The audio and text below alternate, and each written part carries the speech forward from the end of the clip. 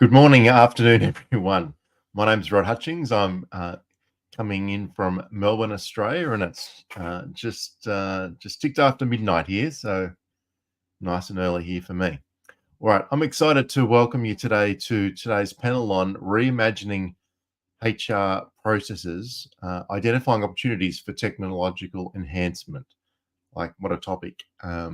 As HR leaders, we're witnessing just how rapidly technology is transforming our field, and today's session will explore that. We'll explore tools, explore how we align with these innovations, with our goals, with our organizational goals, and most importantly, our people.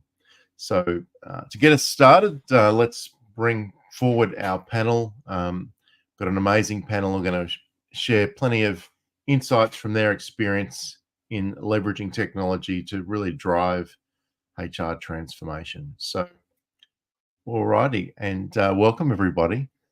And to get us started, we'll go clockwise around the room, and if you just quickly introduce yourself and really, what fascinates you on this topic. And we'll start with Elizabeth. Hi. Hi, everyone. Hey. So it's afternoon here in Lagos, Nigeria. So I've been doing HR for about 20 years, which is like, we're just in our twins right now. Before I started my HR career, I was in IT. So I took my IT inclinations into my work in HR. So this topic is really interesting. And I know that you can't implement technology without considering how the people are going to use it. And that's why this conversation is important to me. Nice to meet everyone. Thank you.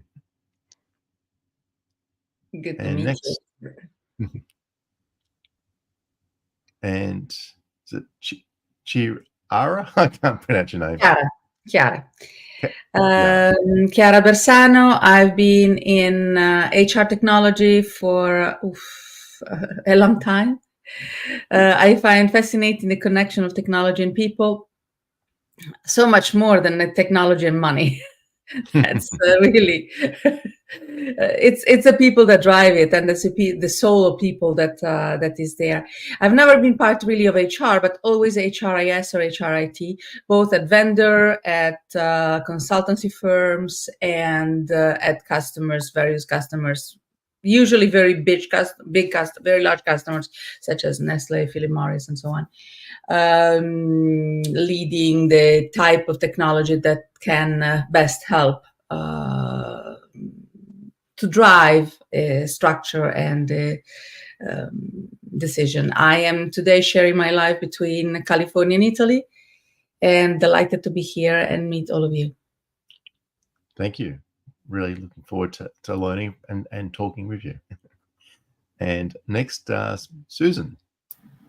Hi, everyone. I'm Susan Elegant-Jackson. I'm the Global Head of People Operations. So this topic is near and dear to me, trying to run efficient operations from the people side. This is my 15th year in HR. So I'm really looking forward to this conversation today, and thanks for having me. Thank you. And last but not least, Jason, nice to catch up again on this virtual channel. Appreciate you being in the middle of the night over there, and I welcome everyone worldwide to all the different time zones. Jason Rosoli, 25 plus years in human resources, people operations, and labor relations. I've led organizations, both very large organizations like Sears Holdings in the past, from people operations. I've most recently been doing consulting on the labor relations and union avoidance type of front, dealing with employee engagement and performance engagement with organizations, and also a founder of a small niche firm on headhunting and talent called Grassroots Talent Solutions. So welcome and thank you all to the panelists. Thanks, Jason, and thanks everyone. And like I said, really excited about this topic. And I won't say how many years I've been involved. We've actually both technology and with HR. Too many.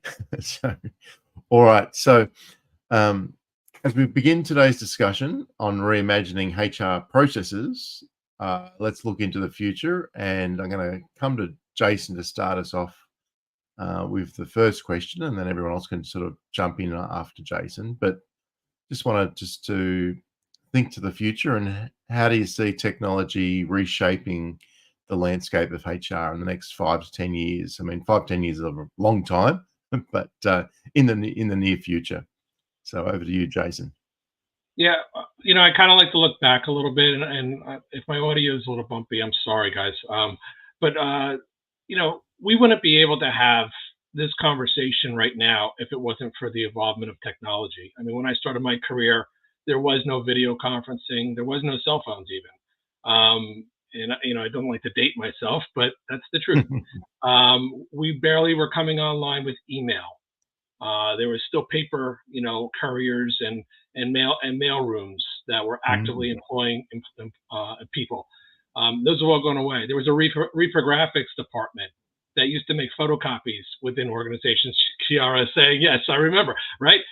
That is going away. Those people have lost their jobs. So everyone needs to evolve and accept change as we progress. And what, looking back to where we are now, we are so much more efficient because of that. And it was scary to go through those times. And so I think one of the big things with technology, of what's to come, and I'll touch on it really briefly, is understanding that change is good, right? And that we as HR professionals have to be able to speak through that change and how it is going to make the organization better.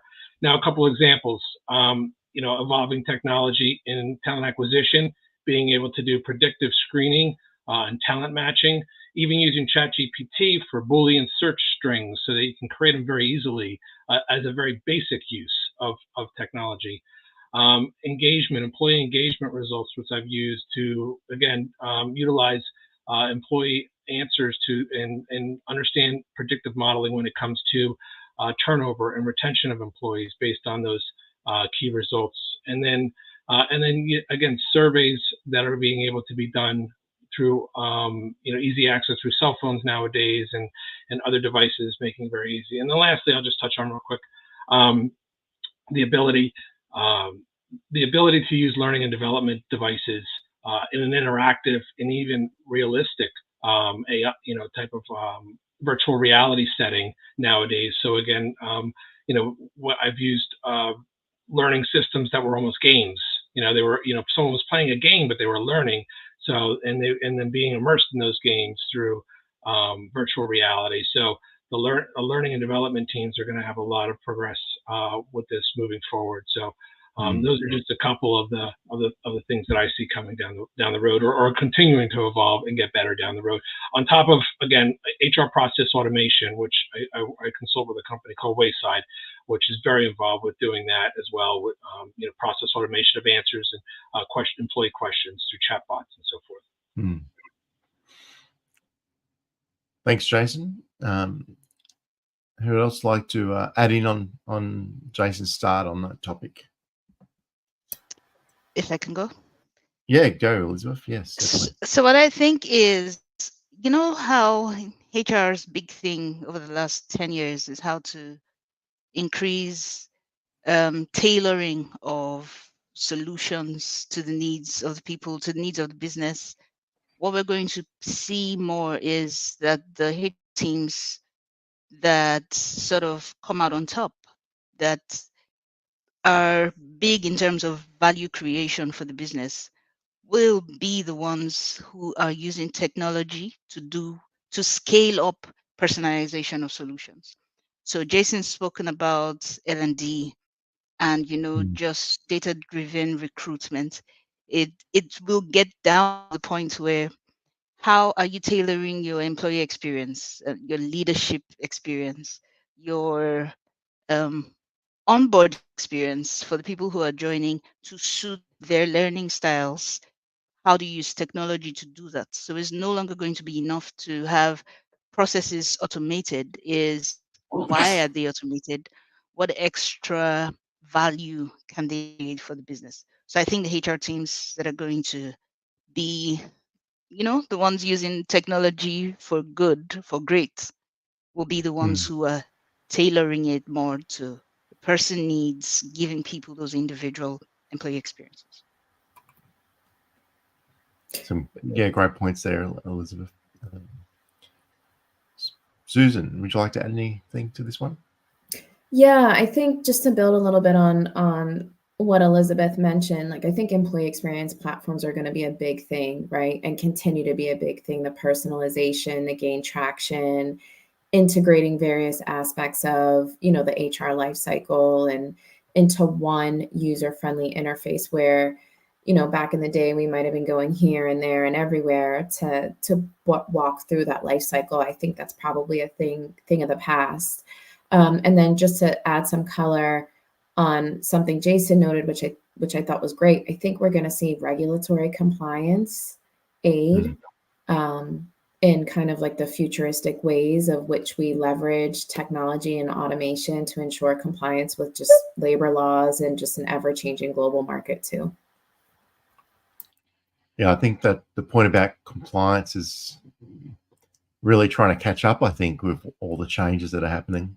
And like there was a recent story here in Australia where someone in a government department just using ChatGPT for something that's probably quite sensitive, and so it got a lot of attention.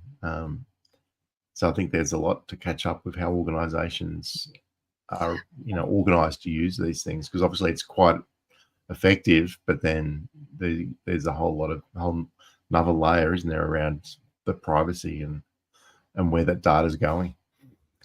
Well, it's also that we often don't realize that whatever goes in ChatGPT becomes part of the public domain.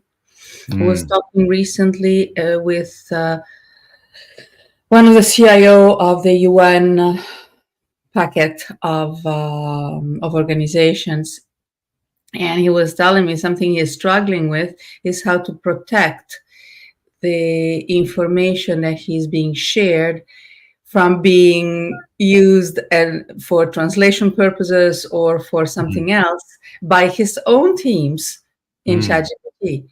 And because we all have acquired a new instinct, right? We don't know what to do, we'll go in ChatGPT and get a format. Yes. But it's like we always ask Google, right? We always learn to Google really efficiently to help us. And now we're ChatGPT. But that's to carry a number of risks that we are not yet ready to manage. Or some of us may be ready or may know about, but it's actually hard to sell it internally to an organization. I think you're 100% right there. All right. Let's we'll move on. So the topics has got a couple of elements to it, and one's about technology enhancement. But before we sort of dive into too much on the technology, just wondering, and I'll come to Elizabeth to start us on this one, is how can HR teams just ensure technology enhancements align to the actual business, what the business is trying to achieve, and its organizational culture. So at that level, how do we get that alignment about what we're doing and why we're doing it? So what are your thoughts on that, Elizabeth, to start us off? Yeah, this is actually really important. And I see a lot of, so right now I'm a business coach consultant, and I see a lot of HR teams and organizations miss this one. You can't implement technology just because, you have to. We can't even decide whether to implement technology or not. Any technologies all around us is infused and integrated into everything we do. So what's important is I would just always borrow from the Simon Sinek phrase, start with why. Like why? The why. Yeah. So you have technology. Technology can't be used by technology, it's used by people. Your organization doesn't, it's just, it could be brand name or business name. It's the people who make it an organization. It's a lot of people. So the most important thing that I would say for the HR function to be concerned about is, first of all, why do we exist as a business? If you understand the definition of your business goals, the strategy to achieve those goals, and how plug into it as people, not as the HR function, by the way, is how do you then marshal and optimize the people imperative of the business? That's why the function of HR exists. And as you are thinking about those, then you think about how best do you achieve these imperatives that your function, your department is meant to carry out in support of the strategy and the goals. So it first of all has to be, do you clearly understand your business goals, the strategy, the type of people you need to be able to achieve those goals, and then what type of culture do you need to build? So if you don't have clarity on it, technology, and you implement technology, technology will come in and sort of create a culture, that you probably don't understand, but you want to make sure you're tailoring your technology to the culture, using technology to enhance your culture. So you have to first understand the first principles of your business. Why does the business exist? What kind of goals? What's the strategy? Who are the people? What values? And all the things that make up your culture. And you have to collaborate closely with the people leading the people in the business, your leaders. And once they understand, clarify to you the direction of the business, then you can analyze what your criteria, requirements for success in your functional imperatives. Then you can define what gaps exist between achieving those and where you are today. Then you can think about what type of technology can help you get there. So technology is supposed to be augmenting our existence and not just taking over, replacing the interactions or a failover from, enhancing the people experience. You should use technology to drive the business goals and then pair it back to what your function is responsible for. Then use technology to achieve it. First of all, take away all the things that are mundane tasks, repetitive, automate those, and then you have more headroom to think and support the strategy. So that's the way I would think about it. Get down to clarifying those things, and then you can think of technology to support it, and not the other way around.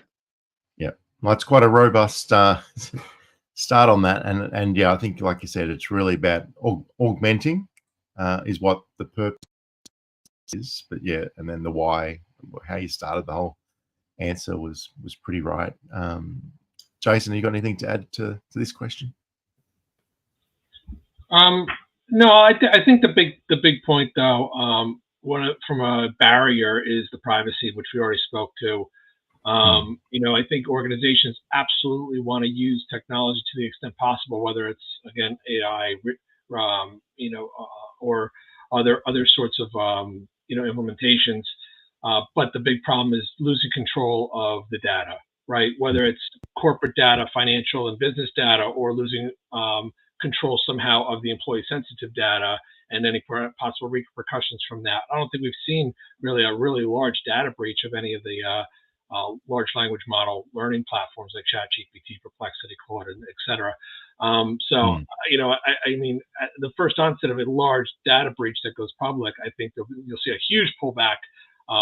But the regulations around that are concerning, right? Because they're trying to figure it out, by pushing this technology forward because of the immense amount of opportunity that's there, while at the same time trying to put in those safeguards so we don't have a significant data breach that could, be catastrophic, not just to companies, but to civilization and the economy. Who knows what could happen, because we're kind of in unknown charted territories here. But so I would say data privacy and those security concerns are some of the largest, or probably the largest barrier I think organizations have right now. Well, but Jason, we also have to remember very clearly that when we talk about HR technology, there isn't only ChatGPT or generative AI. There is not even just AI. AI is the latest coming into the game. But I think from the point of view of what Elizabeth was saying, there are some points on one side. One of the complications of that is that many organizations don't have one strategy, but they actually may have multiple geographical environment, multiple line of business with sometimes opposed point of view and strategies. And we need to be flexible there. We need to make sure that what we propose to different people and what we build in collaboration serves ideally all those purposes, if that's possible at all. And that throws in a really big grain of sand in our engine. No, that's some good additions there. That within an organisation. I work in the military. I work in the Department of Defence in Australia and with the Air Force, and there's quite a different need about how you just run the enterprise, which is a big enterprise, and then how you do, actual operational warfighting things. There's definitely different levels of security around both of those, and different levels of impact as well, and they've got very different needs. It's also very different how it is adopted. I worked for a period of time with a government entity. We work a lot with the public sector, and I worked a lot with multiple customers in the public sector, and I was working with a county. A county includes schools, fire brigades, and the police department. It was the first time in my life I was sitting at a desk discussing priorities of performance and management with people with weapons in their pockets. I was just saying, okay, let's behave now. And the way you cascade something as simple as performance management, and I'm using that just as an example, is completely different in an environment where orders are orders. It's not based on the feel and what everybody feel good about. Is literally who follows the order and how. And the education of the police environment is really pushing the self-management and the way to give order as much as to take them. So the way performance management is done, it needs to be reviewed in a completely different way. So it really needs to be adapted.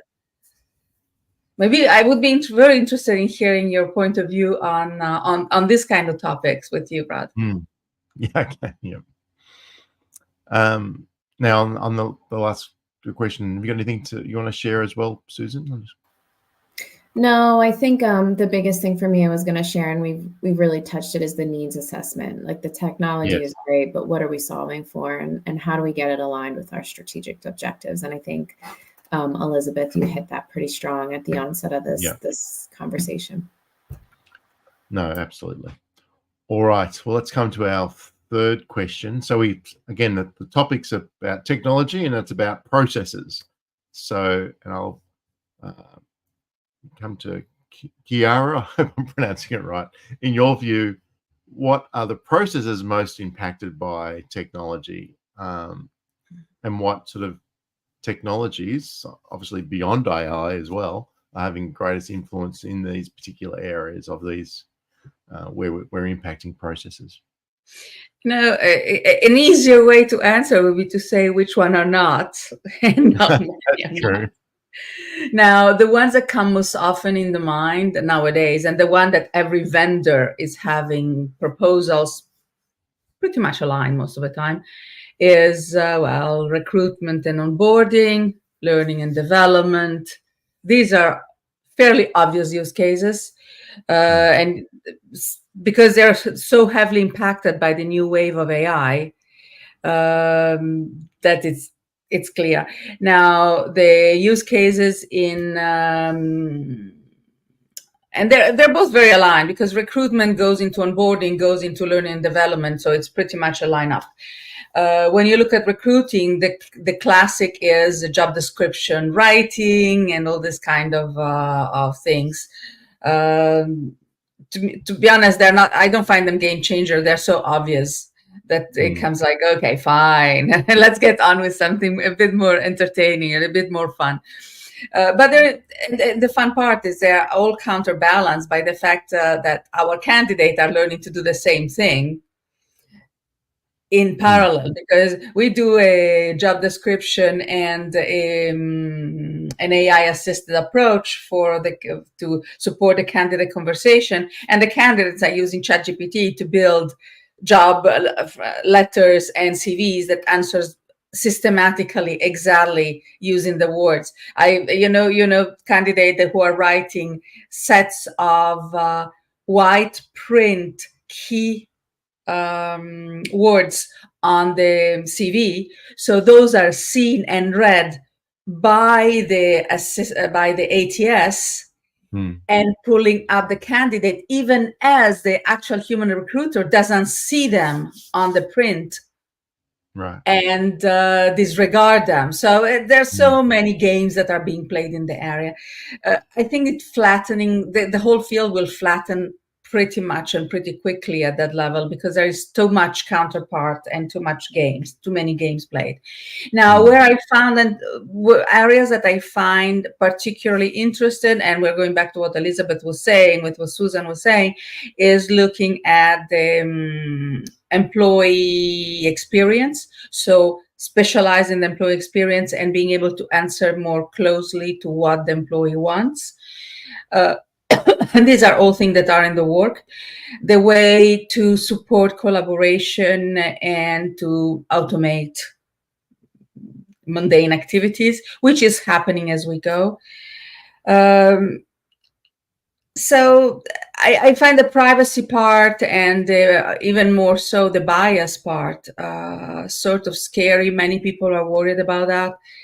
It's an important part that is, the difficult part there is, on one side, we as a corporation need to act in a conscionable way, making sure that it is relevant and it is done appropriately in a humane way.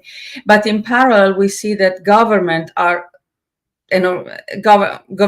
organization and governments in general are struggling to figure out what it means and to put out in due time.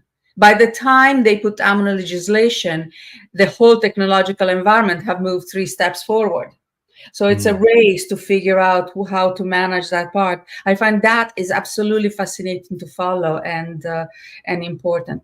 And the last part is, yes, I think we're going to see an automation of the implementation of HR technology. And that is something, because, implementing technology is based essentially in understanding what the organization wants and needs, proposing some transformative approach, because if we replicate exactly what was, it's not going to help much. It's just going to, you can replicate as much as you want payroll and do it exactly the same. But the real change is when you redistribute the task and make sure it can be accelerated and run. Instead of taking a month to correct it, it can be done in real time. And that's a real advantage. So, but that can be actually also automated, because those are pretty standardized activities. Think of data completion and data correction. Those is one of the huge struggles of every HR department I ever spoke with. Data, oh my God, my data is never correct enough. Think if you can actually take that piece and put it in the hand of an automatic correction tool that at least surface and audit and surface the problems. And that will happen. I think that will be an next frontier. Thank you. That was a big answer as well. So, anyone else want to add in on that? Which was about what processes are most impacted by technology. Anything else to add? All right. Well, let's move on. All right. Well, let's, like we've spoken already a bit about automation. So let's just explore that a little bit. So many people sort of think of HR technology purely in terms of automation, but how can leaders, and I'll come to Susan on this one to start us off, how can HR leaders go beyond that to truly imagine their processes for efficiency, engagement, and value they bring to the organization? So, Susan, over to you. Thanks, Rod. I think, for me, it's three big things. We tend to lose sight of the employee experience. And so I think that laser focus on what we're trying to deliver when we're implementing these automations and when we're implementing these technologies, it's really critical it doesn't get lost, because it's easy to implement something, right? It's easy to say, here's an MVP, we're going to keep it moving and move forward. But we lose sight of how to maintain the balance of personalization and how that drives satisfaction and retention across our workforce. And, my concern whenever we look at these processes is that we're not losing that focus, or, we're bringing along the employee experience on the journey. I'd say the other thing, and Carrie, you touched on this a bit too, is how do we leverage the data? Whether the data is muddy or not, how do we leverage it for deeper insights? Because we can't lose sight of what the technology is providing to us in terms of outcomes and insights, and how do we leverage it for decision making, whether it's on engagement or turnover or identification of trends. I think predictive analytics plays a big piece of workforce needs, and so we need to pay attention to that as we start to implement and operationalize some of these automation efforts. And then I think the other thing too is it's great to implement the automation around things like workflows, but how do we actually think about redesigning them? So instead of just automating existing processes, are we taking a step back to look at that needs assessment, evaluate, and redesign for efficiency, and then circle back to that employee experience again too? So let's not automate what we have in place, but let's take a step back and just completely redesign. So it's really those three things top of mind. Thank you, Susan. Who would like to add on to what Susan shared? Must be something else. I'll just say, so what Susan ended with and what Chiara said about, don't just copy and paste what you already have. Pardon my term, but if you have rubbish processes and you automate those, that's what you get. So it is it's the same thing. Like, why do we have technology? It keeps evolving for a reason, to elevate the human existence. That's what I think. And the human existence in corporations can be elevated with the right optimal use and integration of technology. So when we are integrating technology, it can help you with getting to decisions faster, like deciding. In fact, one of the things I found as the most interesting parts of trying to implement the HR solution is when you take the magnifying glass to all your processes. It's easy for you to, especially when you're looking with an analytical eye, and it's easy for you to see where there are inefficiencies you need to cut out. Yeah. And sometimes the people on chair side of the table, when they come with the costs, you have to think, because if you're implementing things that you don't need and you have this robust system that people aren't going to use eventually, it's your fault. That's what I'd say. So when you are being really streamlined in how do we optimize, how do we improve our culture, how do we make people not focus on things technology should do, don't have full-time employees going through 200 CVs where you need one, you just have one vacancy. If you can get technology to do that, are we thinking about it? Some people are like, these are the steps in our recruitment process, and we need a tool to fit these processes. And you're looking like, yeah, how does that make it better? Like, what else can you be doing about recruitment that this prolonged process is taking your time on? So get to the answer quicker, then make better decisions. That's one of the things I would say automating and implementing technology can help with. Yeah. It is quite fascinating, the whole, I think, just the whole in the recruitment area that that the technology can be culling people, and sometimes it might be, we might end up with the best people on the, on the top who are going to talk to are the ones who are best who can use ChatGPT versus actually being the best for the job as well. It's sort of quite a challenge, I think, to actually get the best people through. So it's quite a bit of evolution still to happen, I think. And in talking, I guess, about that I'll come to our next question, and we're already like over halfway through. This conversation could go a very long time, I think.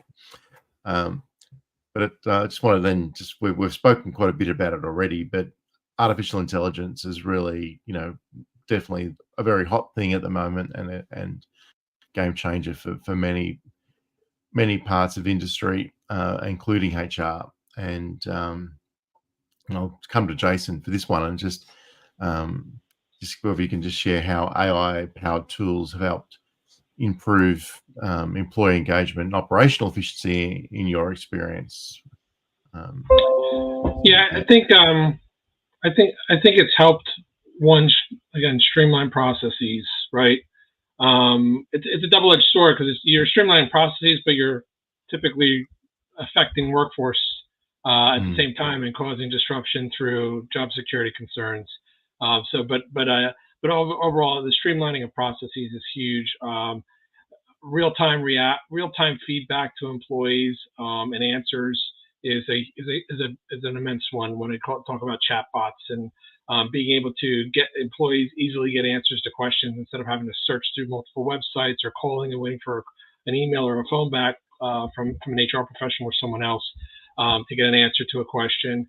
On the recruitment side, I think Shiara already mentioned, like, it's a no-brainer, some of these things, but scheduling of interviews, pre-screening and scheduling of interviews. I mean, you've eliminated a need for a lot of talent acquisition professionals, unfortunately, but you've streamlined it for the candidate and given them a better experience to schedule their own interview and have immediate feedback of whether or not they're a true candidate for a position or not. And then I think one thing that we're kind of leaving off here, I think a little bit, is the workforce demand planning.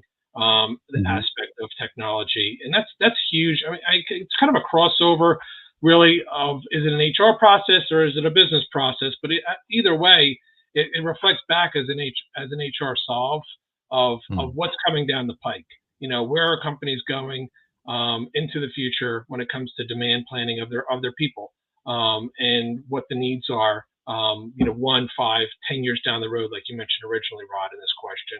So I think it's providing a lot of insight into what's the workforce of our company or going to look like in that 1, 5, and 10 year down the road, and what are the skill sets that we need to discuss in order to prepare our workforce for that, what that looks like, and then what are the impacts also of those technology changes. I'll point out again, I work with a lot of companies when it comes to unions, and technology is a big, scary word for unions. I mean, we're going to possibly experience in the United States a significant strike in the next week with the longshoremen on the East Coast that could completely shut down the imports and exports of our ports in the United States on the entire East Coast and the Gulf Coast, which, again, will significantly impact our economy, all because unions are scared of technological advances. It's not really a wage thing. It's a technology play of job elimination and job security. So again, that is an HR, an HR action to deal with, of, again, workforce planning and reshaping what the workforce looks like within companies. Yeah, some big challenges there. Does anyone else want to add on to what Jason started with? Well, I'm just taking note that we're going back to the Industrial Revolution strikes of yore. When a technology comes in and people are afraid, it actually stops. And no, it doesn't stop work, but it actually has a huge impact on the working population, which is all of us. So cycle history. Yeah. No, it's changed so much. Like, in fact, just a little side thing is with ChatGPT, how you can now have these conversations with it You know, my 17-year-old son, this morning actually, he wanted to learn about a topic, and here he's having this conversation. I'm thinking, who are you talking to, Ryan? And it turns out he's talking to ChatGPT, you know, asking him how to be an expert in some particular thing he's studying at school, and then asking questions and having this conversation. It was like full on, just quite amazing, really. So there's still a lot, and it only just was, I think, released yesterday here in Australia, and you know, a 17-year-old's doing that. So yeah, a lot to change in the way that we learn and do things. From a future forward perspective, I mean, I see opportunity, but you know, with what will be allowed to happen, you know, whether or not it's a government restriction or a voluntary opt-in, but I mean, I can see these large language models, and I hate kind of going back to them in particular because Kiara and others points that it's like everything is technology, not just one thing. But you know, how efficient would it be to just type in, you know, to utilize those large language models from a recruiting and standpoint of saying, hey, I need this type of person with these skill sets in this area. Go find those people for me and give me their names.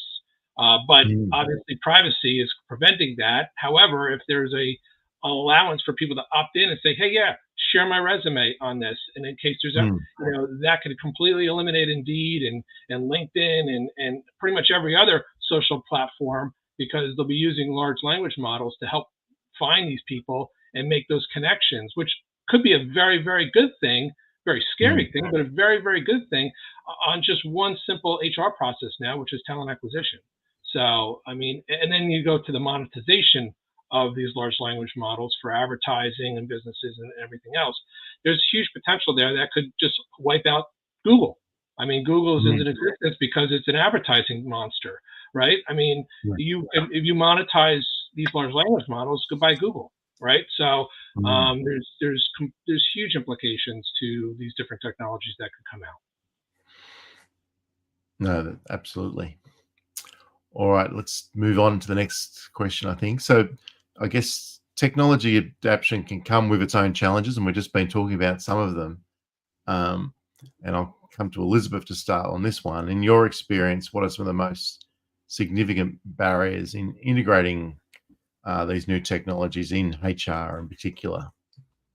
So, Elizabeth. Thanks, Rod. So for this one, I would say integrating technology, especially where it hasn't existed before, that's change management. That's like introduction of change. So for HR systems is basically that resistance to change, even from the people who are meant to be the owners of this technology. So if it is HR technology for the HR team, the HRI solution, there could be one person who is gunning for this, like we need to do it. That's the sponsor. They might not be the super user at the end of the day. They might not be the person who's, you know, super admin.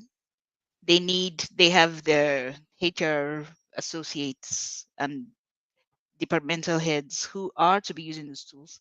You find that sometimes the adoption rate is really slow. And it could be a function of sometimes fear, just what's going to happen with this thing that makes me important. Yeah, I'm the chief CV sorting specialist for this team, and now we're implementing some things that's taking something that I spend 60% of my work time at, and so they're taking some time to process that, and it doesn't make for adoption. So there's a lot of preaching that has to happen. The change management models that you have to, in fact, sometimes you find the people who are marketing these tools having to preach to the HR teams what's optimal in terms of processes. You know, someone could come and say, this is how we do it here. And we're like, oh, well, that's dated. We have a tool that will do this for you quicker. And then they're like, yeah, but this is how we do it now. So who's going to teach who? And then you find that sometimes there's that, okay, so this changes my role, and everyone would rather not change. It's just human nature. Unless it's change that you've somehow become aware that you must have, and or you desire for yourself, and you know. But if it's change that's just happening because it has to happen, there's some processing. So you might find early adoption, late adoption. Another problem I find with challenge I find with implementing HR is some presumptive adoption. So you have late adoption for fear, you know, the change management thing where you have to do preaching, create the desire, and all of that. But some people who, because it's technology, because we are in this century and nobody wants to be left behind, they adopt technology without considering the why, and you know, just applying what's out there without really doing what we dealt with in the first question, is is it aligned to what we need to do? Is it helping us optimize our processes? Does it make us more efficient? Is it augmenting our reality? And early adoption, and we can see that with the large language models that are here, with people just putting things in there.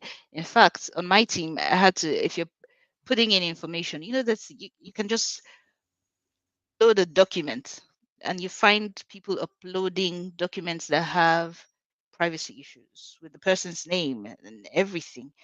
So someone needs to be able to teach people how to, you know, manage privacy in terms of using these tools. But to come back to the question you've asked, the challenges I see is that people just understanding what it's for, and you know, going the extra step to know that now that you've understood it, does it apply? And being the right amount of fearless and careful in terms of adopting technology for use. For HR technologies, not just with the HR teams, there are the leaders who are sort of the end users. If you're implementing a new performance management system already, depending on your culture, performance management is already a chore for the leaders.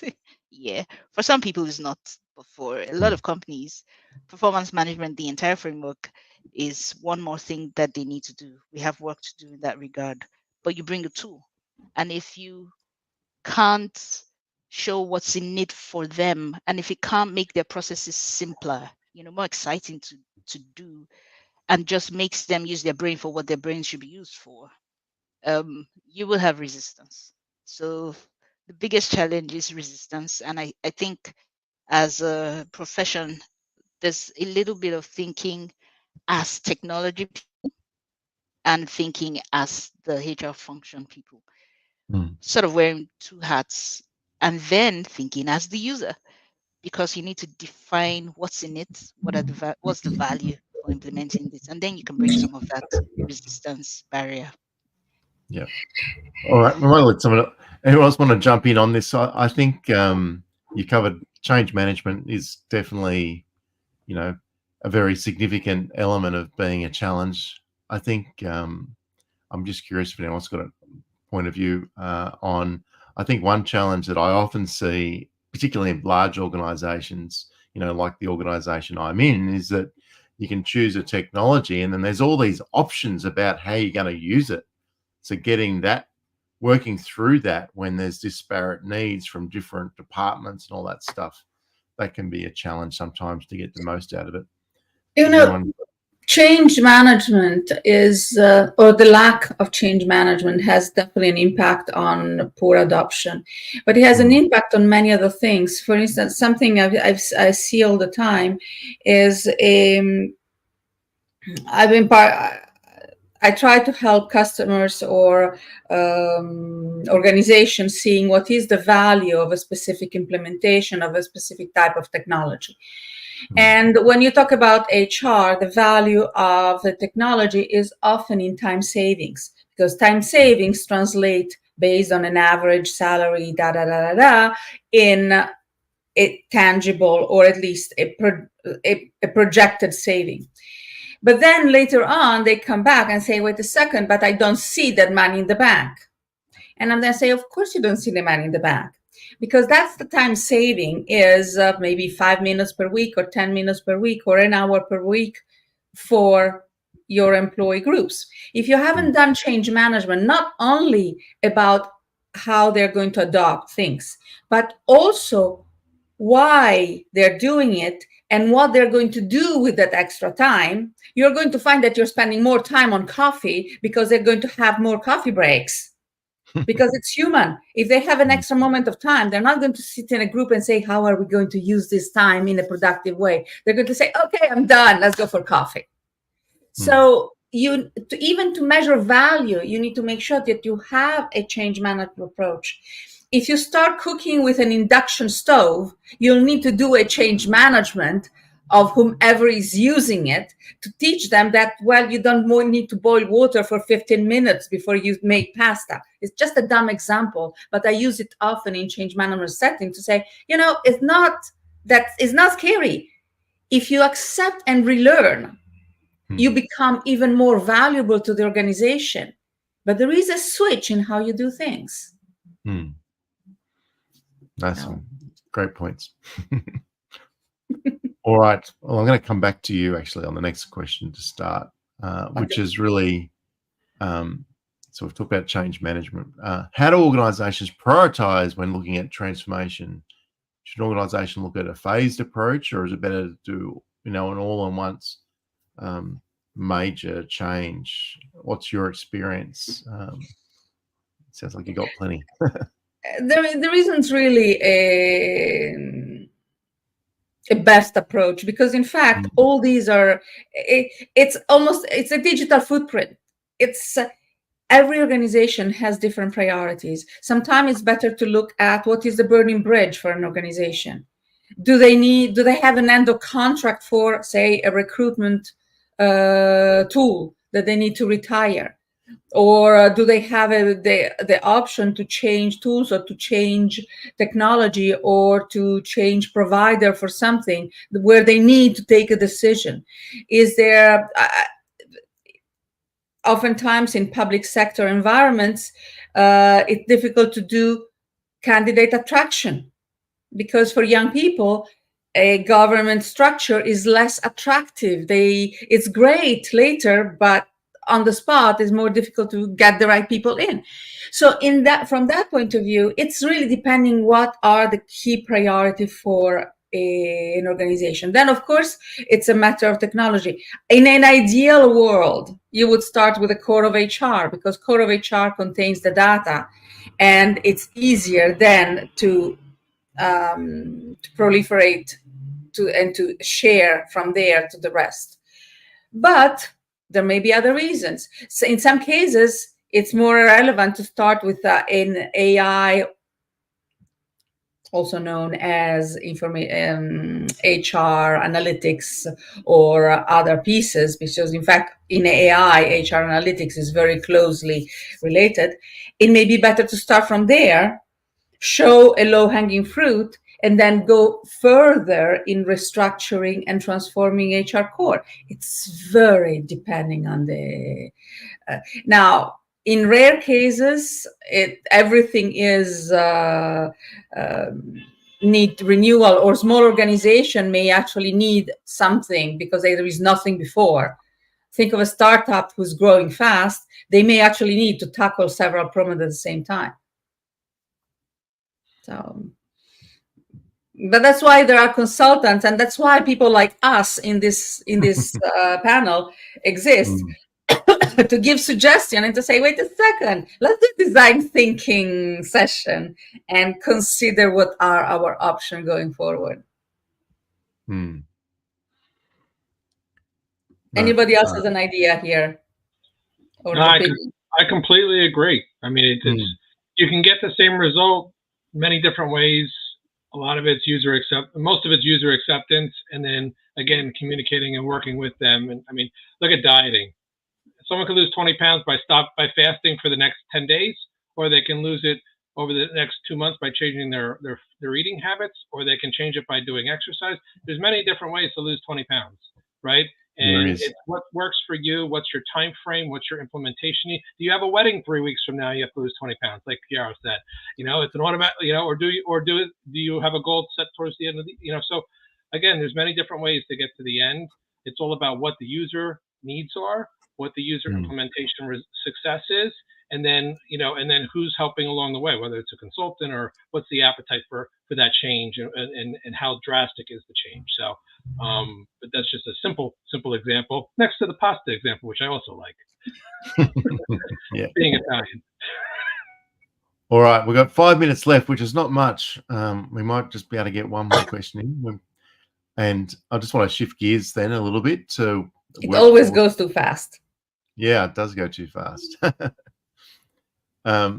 So looking at workforce development, and I'll come to Susan on this one, is while many organizations focus on implementing the latest technology, and I guess this is sort of in part change management related, is what roles does upskilling and reskilling does the HR workforce play in maximizing the adoption and the use of or value of the technologies? Because that's really key, isn't it?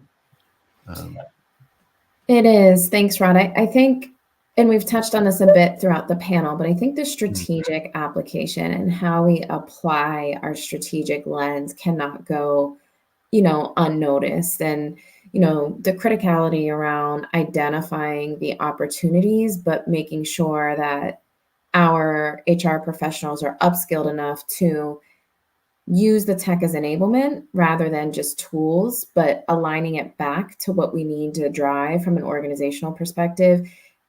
We have to keep our eye on it, and we have to be able to move the needle in that way, because so often we're just implementing technology, but we're not taking a step back again to say, how do we apply the strategic lens to this? I would also say that, and we answered this a bit in the last question, but the adaptability to change continues to just be so critical with how fast things are moving.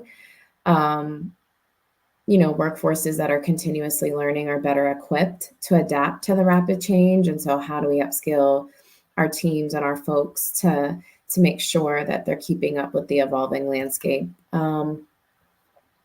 I think, again, we touched a bit on this too, but just having an enhanced tech proficiency is so important too. It's great, but if you don't know how to use it and you don't know how to apply governance around it and build an infrastructure around it, we find ourselves in hot water. And so making sure that we're upskilling HR professionals to be more cognizant of, the privacy components and the data components that Jason mentioned early on, and drawing out those intended benefits safely is I think going to be mission critical too. Does anyone want to add on to that? All right. Well said, Susan. Yep. All right. Well, I think we'll bring us to the end, of today's panel. So I'd like to thank the panelists and everyone who was joined in today for joining with us.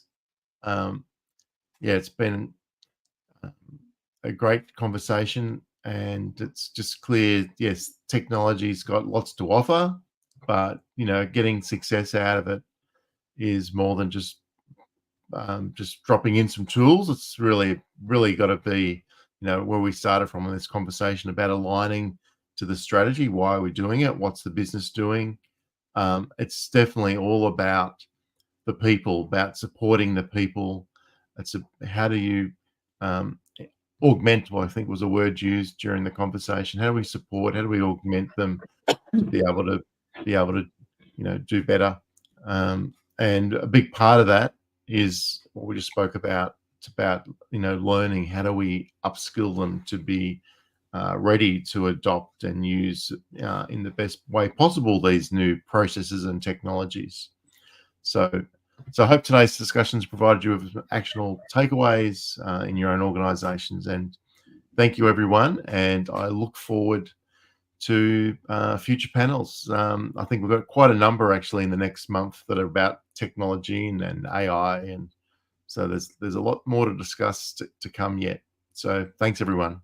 And thank you. Bye. Thank you, Rod, for managing us. Thank you. Yes. Bye. Good night. Bye. Thank you. Bye.